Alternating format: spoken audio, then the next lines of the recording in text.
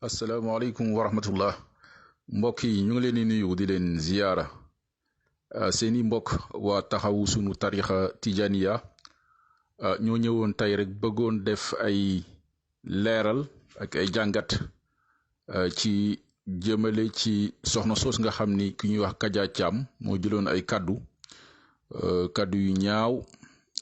teg ko ci suñuy kilifa ku mel ni Seydi El Hadji Omar Foutiyou Tall radiyallahu taala anhu wax ci ba waxaale ci ba xasaale ci wàll ethnie alpulaar. Tout d'abord ñu ngi ñaawlu bu baax a baax ci kàddu yooyu nga xam ni ndaw soosu def na ko jëmale ko suñu kilifa yooyu rawatina El Hadji Omar Foutiyou Tall nga xam ni moom mooy symbole l'islam fii ci Afrique de l'Ouest waxuma la Sénégal kon ku ko ŋàññ ku ko attaqué rek daanaka diine ci boppam nga attaqué kon ñu ngi koy ñaawlu ñun ñëpp. Bu loolu weesoo ndaw soosu ñu ne mi ngi tudd Kaja Thiam moom France la nekk moom en fait dafa bokk ci benn genre mouvement bu ñu woowee kémitisme. Kémitisme buñ ko déggee am na le mot kémite dañuy wax ni moom moo nekk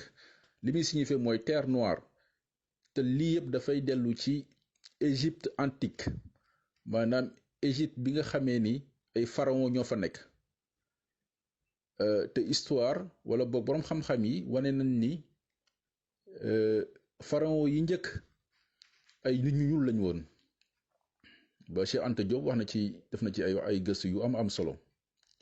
léegi mouvement boobu noonu di woowee seen bopp les kémites donc kémitisme ci année 70 yi la judd fële ci États-Unis ñoom ñu jàpp ni daal africains yi dañoo war a dellu donc ñi ko créé ay nit ñu ñuul lañu ay américains jàpp ni ñun dañoo war a dellu ci suñu religion cosaan maanaam ci religion des premiers pharaons donc ndaw si nii di wax lii ak ñeneen parce que am na beneen femme bu ñuy wax Abi 666 kooku mi ngi dëkk Suisse moom it c'est le même profil que Kaja Thiam bii nii ñoom li ñu wax mooy diine yi ñu yor léegi muy que ce soit muy diine musulman mooy maanaam l'islam muy christianisme yépp yooyu ay diine yu ñëw copier religion pharaon yi njëkk ya dañ leen copier et que donc par conséquent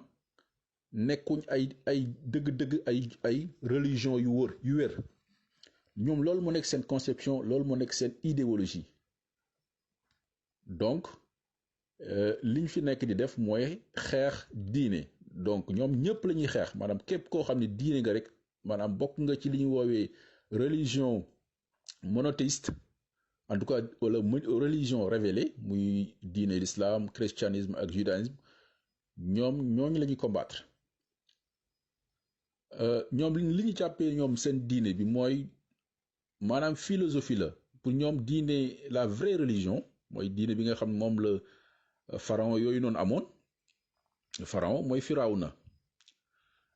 ñoom philosophie lañ ko jàppee rek donc ñoom pour ñoom diine yi ñu am léegi nga xam ni dafa organisé wu pour ñoom loolu warul yow diine bi vrai diine bi mooy diine bi nga xam ni da ngay am relation directe ak yàlla moom rek ngay maanaam moom nga amal affaire waaw mu mel ni daal ñoom beneen conception lañu am boo xam dafa wuute ak ñun en tout cas li ñu jàngal ci suñu diine yi tabarakallah donc loolu buñ ko defee ñu ñëwoon rek kon ngeen gis ni ndaw si nga xam ne moom moo def audio bi ci boppam moom alpulaar la ci boppam et que kon ngeen xam ni du wàllu waaso moo ko tax a jóg waaye maanaam mbiru ethnie déedéet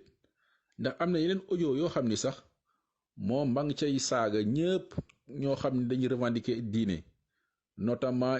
ñi ñuy woowee les xalif généraux fii ci Sénégal kon donc loolu doon na am solo pour nit ñi xam véritablement que kooku def loolu noonu defu ko pour ni maanaam dafay ñaawal ethnie wala dafa viser uniquement ethnie pulaar déedéet maanaam moom lim doon def mooy xeex nee na wala ñaawal lépp loo xam ne day symboliser l'islam te xam na ni véritablement fii ci Afrique de l'Ouest El Hadj Omar Foutiyou Tall boo ko tuddee mooy symbole bi gën a mag ci wàllu l'islam xam na ni aussi Cheikh Souleymane Baal ak seen révolution torodo boobu noonu li ñu liggéey ci l'islam ba ci loolu nag la waxaale ba làmbaale ci pël yi waaye du pël rek moo ko tax a jug mais lépp luy diine kon ni ma leen ko waxee am na yeneen vidéo yoo xam ni yeneen ni kilifa diine la fay saaga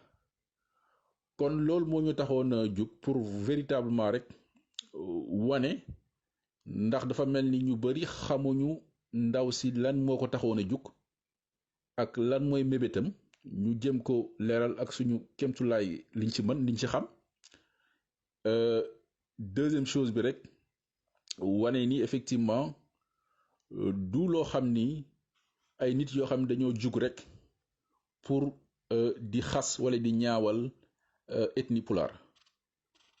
kon ñu ngi xam naa yamale fii waxtaan bi di jégalu bu baax a baax ci kàddu yi asalaamaaleykum wa rahmatullah